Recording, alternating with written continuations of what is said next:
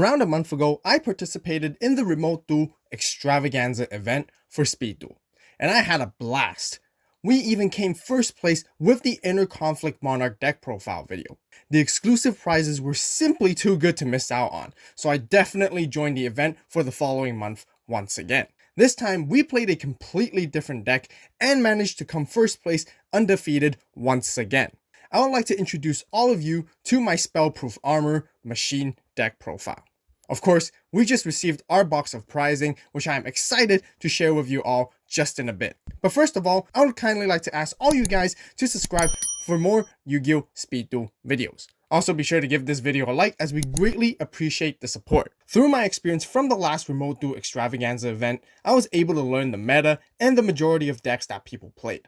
With all that information, I concluded to approach this tournament with a unique and rogue style that not many others would anticipate.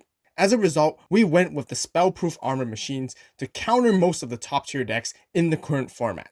And I will explain everything in detail of why it was so good and how it worked out for me personally. For today's deck profile, we'll be using the Link Vrains version 1 red sleeves all the way from Japan. If you guys want to get some of these amazing official Yu-Gi-Oh artwork sleeves all the way from Japan, be sure to visit the AVAULT eBay store. The links will be included in the description box down below. To begin with our deck profile, we have the Bandit Keith Spellproof Armor skill. This skill card makes all your machine monsters unaffected by your opponent's spell effects. It also allows you to normal summon a normal machine type monster from your hand with one less tribute. This skill effect remains throughout the entire game, meaning you can use it again turn after turn. The only downside is that this skill will flip over once a non-machine monster hits your graveyard. But this will never ever happen for us within this deck. For our monsters, we play 3 Ally of Justice Clausulus. This card is our main monster of the deck as it serves a powerful 2300 attack which we can easily normal summon without tributing thanks to Spellproof Armor. Next, we play 2 Pendulum Machines which serves a similar purpose. Although its attacks is not as high as Clausulus, it still has a decent stat of 1750 attack and 1900 defense. Right here, we have 3 Jinzos, as it combos perfectly with our skill, making us immune to both spells and trap threats. This would be known as our main win condition in limiting our opponent's form of counterplays as we run them down with our high attack monsters. I also like to play 1 Blowback Dragon for my tech choice, which offers great utility for destruction as we can continuously use its effect once per turn. That sums up for all our monsters. Keep in mind that both Jinzo and Blowback Dragon are effect monsters, meaning you cannot utilize Spellproof Armor for 1 less tribute. Which is why we will transition into our spells, explaining this really key card to help us overcome that downside. We play 3 Soul Exchanges. This will be our substitute as a pseudo inner conflict skill. We can simply use our opponent's monsters instead of our own to help us obtain a great advantage on the board with it. The only downside is that we cannot conduct our battle phase the turn we activate this card, which is totally fine. We then have 3 Book of Wounds, since it is currently one of the best staple cards to have and play. Next, we have 2 Summoner's Arts, as it allows us to quickly search our decks for our normal machine monsters and add them into our hand. It is vital we see those monsters as soon as possible to begin applying early pressure and attacks. We then have a Dark Factory of Mass Production to recur our normal machine monsters back from the graveyard, keeping a consistent flow of them. That rounds up for all our spells, and for our traps, we do play 2 Zomas. Since we do play Jinzo, some of you may think that it will be contradicting against each other. However, we can easily work around this by making sure we rotate between the 2 cards so that they're not both present at the same time. Furthermore, we can even use Zoma for early pressure and potentially as a tribute fodder for Jinzo afterwards. That wraps up for our 20 card main deck. For our side deck, we have a Nobleman Crossout for against flip effect monsters. We then have 2 Cosmic Cyclones for back row removal option. We then have a Lost Wind, which is really good against special summon monsters. Last but not least, we have 2 Waking the Dragons. Since Breaker is such a popular monster, this card has become very useful in baiting many players. Since we have Waking the Dragon, we do play an extra deck filled with powerful fusion monsters that we could utilize off from it. First, we have Blue Eyes Ultimate Dragon, which is the strongest attacking monster that we can have. Second to that, there is Arcaner Night Joker, which has 3800 attack along with built-in negation and protection. We then also have Meteor Black Dragon as another beefy strong monster. There's Ryu Senshi, Alligator's Sword Dragon for direct attacks, and Thousand Eyes Restrict if we feel like being obnoxious to stall out the game. That concludes for our Spellproof Armor Machine deck profile for today. Just a quick reminder to you all, please use my deck profile as reference to your own creations. If you guys have any suggestions or recommendations, be sure to share it with everyone in the comment section down below. Usually, we would feature some matches on Yu-Gi-Oh Omega. However, today I want to give you guys a detailed breakdown of each individual specific matchup that I faced against during the tournament and how I won. Just like last time, the tournament had 8 players with a total of 3 rounds, and it was single elimination, meaning that we were required to win all 3 rounds consecutively in order to come first place. It was definitely slightly challenging since you will be knocked out of the bracket as soon as you lose one of your match rounds. Back to our matchups. Our first round was against Dark Moth. Dark Moth is known to be very good at excelling the early game with combinations of Parasite Paranoid and Cocoon of Ultra Evolution to bring out perfectly great Moth. And then they can use it to deal massive damage, winning their games overall. However, Spellproof Armor protects us from Parasite Paranoid as our opponent will no longer be able to tribute our monster with their Cocoon skill, even if they are able to equip it to our machines. This greatly slows down the speed of your deck, but this does not mean Moth is completely shut off, as the opponent could still tribute their own monsters to bring it out. This is why we have cards like Zoma to counter pressure and Soul Exchange to tribute their Moth for our boss monsters later on.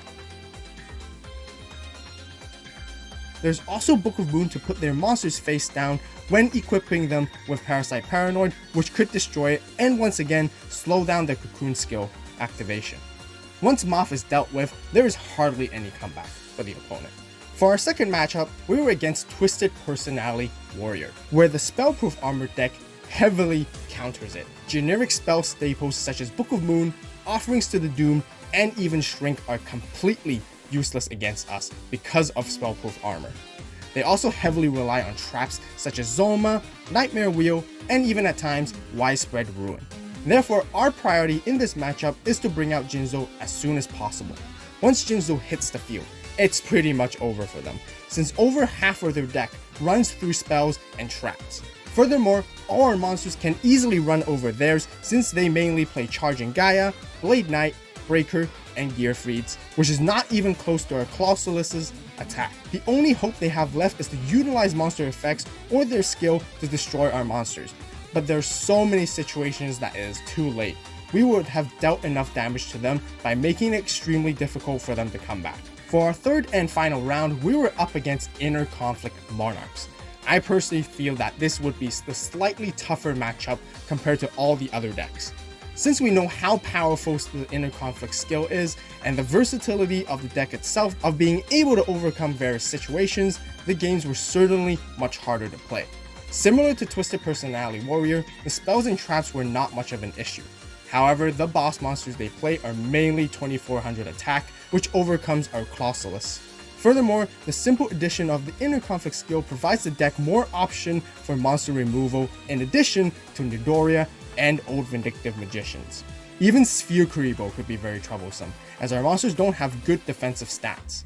Therefore, our playstyle needs to be greatly adjusted. One of our options is to bait out the Inner Conflict skill as soon as we can, and then follow up with a Soul Exchange, which is why we must play 3 of in this deck. Afterwards, we can even the playing field, which gives us a small window to attack as much as we can before another boss monster is brought out by them. The alternative play around is to side in Waking the Dragon, and bait the opponent to use their back row removal cards such as Breaker, Cosmic Cyclone, or Nightbeat. If that goes through, we can bring out a massive monster on the board to obtain a huge presence on the field. To summarize, this matchup does require more thinking and reading the opponent's intentions to maintain a step ahead of them. In the end, we were able to pull it off along with our element of surprises to outplay our opponent, winning the match. Overall, the Spellproof Armor Machine deck is a very good answer to the current meta. Not many decks are built to prepare for it. Countless opponents that I came across were slightly caught off guard, forcing them to think on their toes. The raw beatdown power of our normal machine monsters were also very strong and reliable. I gotta admit it, the main strategy of locking our opponents out of spells and trap felt really good. It also pushes them into an uncomfortable situation, giving them very little margin for error on the spot.